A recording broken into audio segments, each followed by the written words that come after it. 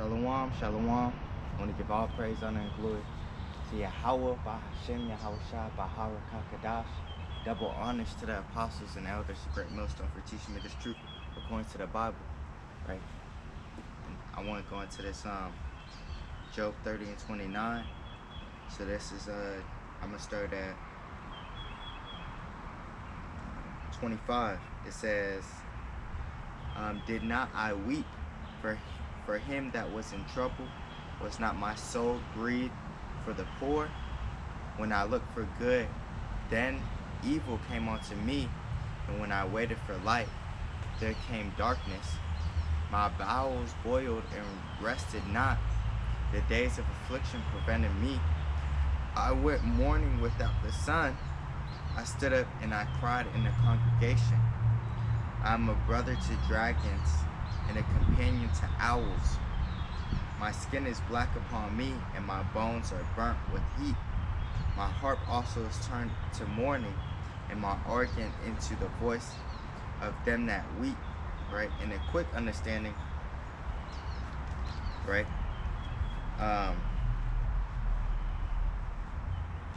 It says, Job 30 and 29, "I am a brother to dragons and a companion to owls." That's really talking about the brothers in this truth, right? Because what, for the dragon, when I went into it, which is H8577, right? It was really talking about for this specific one. When we go back to the origin of the word, it's talking about mourning, right? And owls, it was H1323, which is I couldn't really find nothing good on this one. It was talking about daughters and such, daughters, cities, like the cities of Israel. Well, it's really talking about the Israelites, you know. But it's really talking about, when it's talking about the owls, it's talking about the watchmen, you know. Right? It says, "I am a brother to dragons and a companion to owls." Because what? He's a brother of dragons because he's weeping and he's mourning for his people and the destruction. And owls is talking about the watchmen, you know, because we're on our watch and with the prophecies, you know. So let's get into it a little bit. It says, and that word Bath, H1323, is for owl. H8577, which is Thanayar, or Thanayan, right? That's for dragon. And let's get this real quick.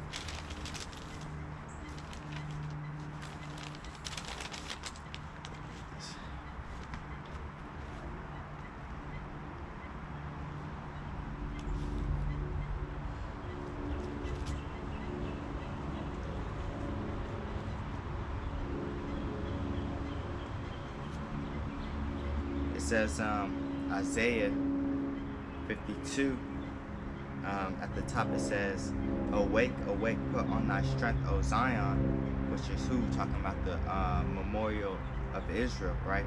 The nation of Israel. "Put on thy beautiful garments, O Jerusalem, the holy city, for henceforth there shall no more come into thee the uncircumcised and the unclean." Let me get this real quick.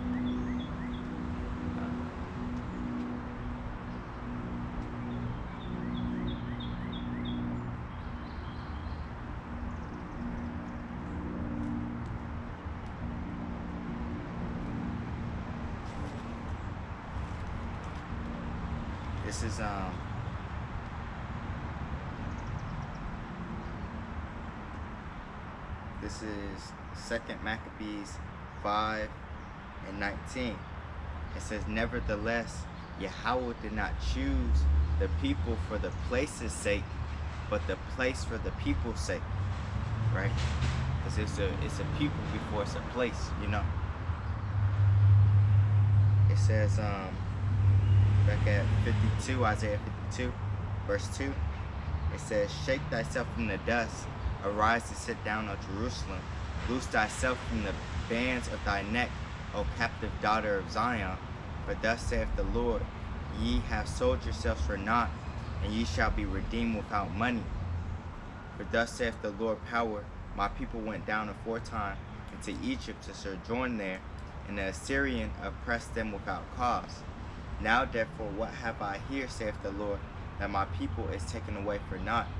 They that rule over them make them to howl, saith the Lord, and my name continually every day is blasphemed."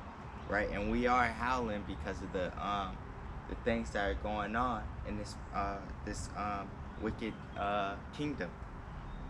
It says 6, "Therefore my people shall know my name," right? And that's a cut, because we know the name now, and the people that say that the name of the Most High isn't Yahawah or Yahawashi, we're gonna get that in the kingdom. We're supposed to know it already in this time, right?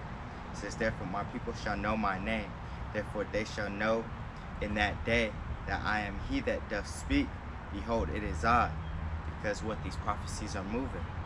"How beautiful upon the mountains are the feet of him that bringeth good tidings, that publisheth peace, that bringeth good tidings of good, that publisheth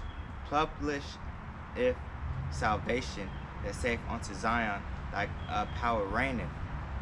Thy watchmen shall lift up the voice, with the voice together shall they sing, but they shall see eye to eye when the Lord shall bring again Zion." Right? So that's talking about these watchmen, right? And that's part of our lot, right? Being men of the Lord, that we gotta watch for these prophecies.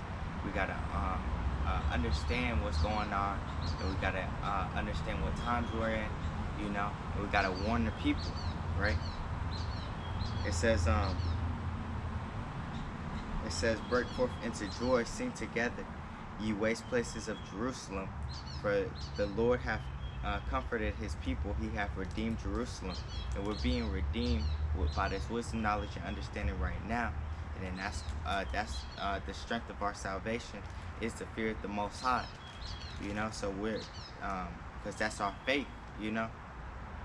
But at the same time, we're moved by the fear, you know. It says, "The Lord hath made bare his holy arm in the eyes of all the nations, and all the ends of the earth shall see the salvation of our power." Because what the Most High is gonna be executing things, and that's how they're gonna see, like this Sri Lanka, that was the Most High moving, you know. It says 11, depart ye, go ye out from thence, touch no unclean thing, go ye out of the midst of her, be ye clean that bear the vessels of the Lord. For ye shall not go out with haste, nor go by flight, for the Lord will go before you, and the power of Israel will be your reward. Behold, my servant shall deal prudently, he shall be exalted and extolled, and be very high. As many were astonished at thee, his visage," which is talking about his look, "was so marred more than any man, and his form more than the sons of men. So shall he sprinkle many nations. The kings shall shut their mouths at him, for that which had not been told them shall they see, and that which they had not heard shall they consider," which is this truth, right? Because they didn't see this until the apostles and elders started, when Abba Bibbins came on the scene, you know. That's when these things started being revealed. It says, let's go 62 now.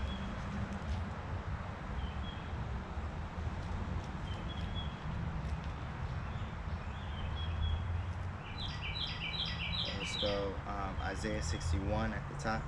It says, "The Spirit of the Lord, power, Yahawah is upon me, because Yahawah hath anointed me to preach good tidings unto the meek.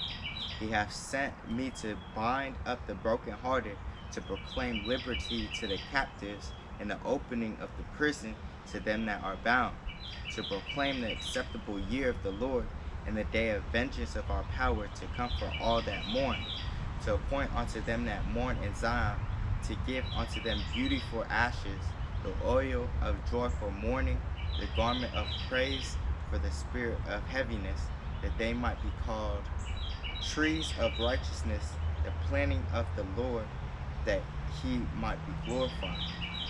Right?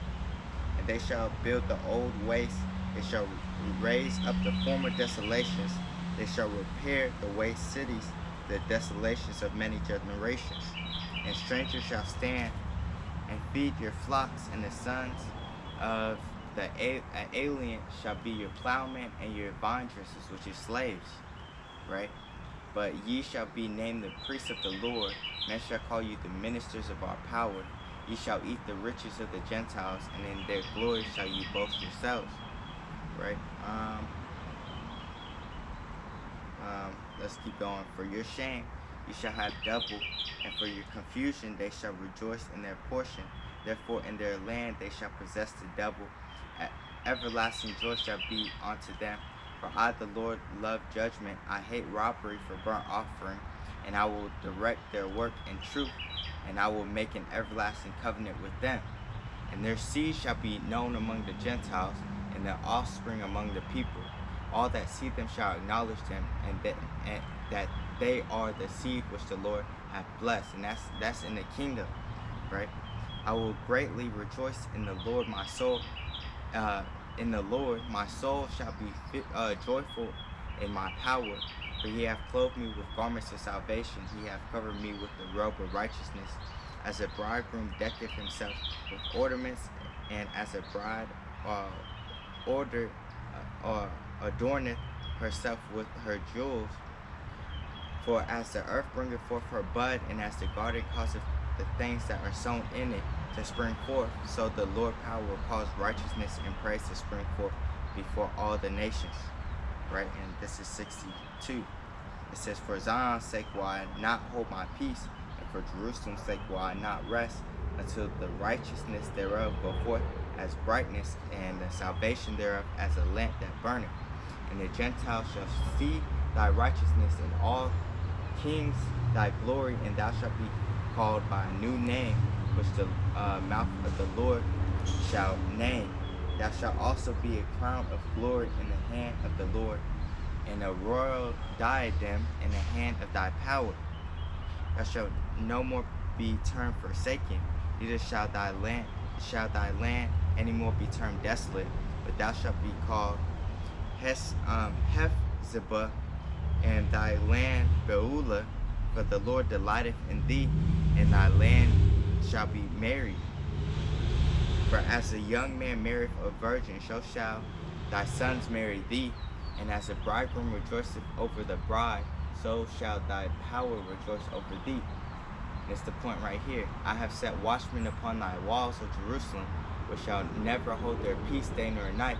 Ye that make mention of the Lord, keep not silence, and give him no rest till he establish, until he make Jerusalem a praise in the earth. Right? That's the same with what was going on with Lot too. You know, even though he was going through all these afflictions and that, you know, he was still standing strong for the Most High. Right? It says, the Lord hath sworn by his right hand, and by the arm of his strength, surely I will no more give thy corn to be meat for thine enemies, and the sons of the stranger shall not drink thy wine for the which thou hast labored. But they that have gathered it shall eat it, and praise Yahawah by Hashem Yahawashi, and they that have brought it together shall drink it in the courts of my holiness. Go through the gates, prepare you the way of the people, cast up the highway, gather out the stones, lift up a standard for the people, and we're lifting up that standard.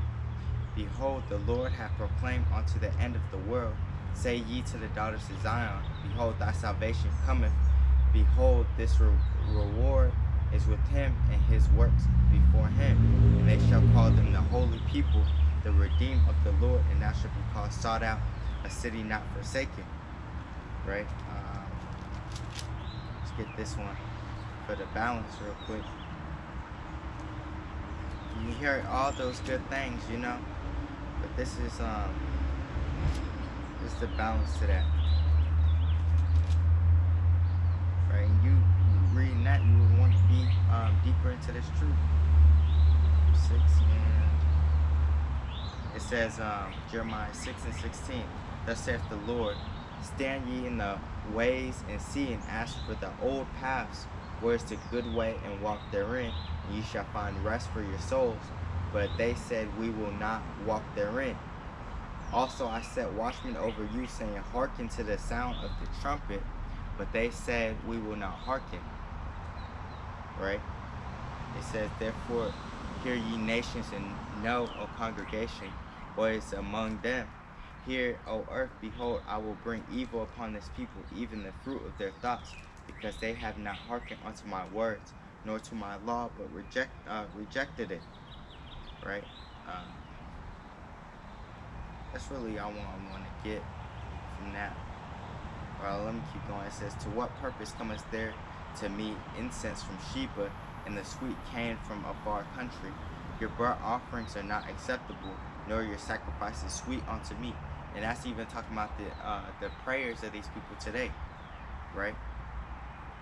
It says, 21, therefore thus saith the Lord, behold, I will lay stumbling blocks before this people, and the fathers and the sons together shall fall upon them.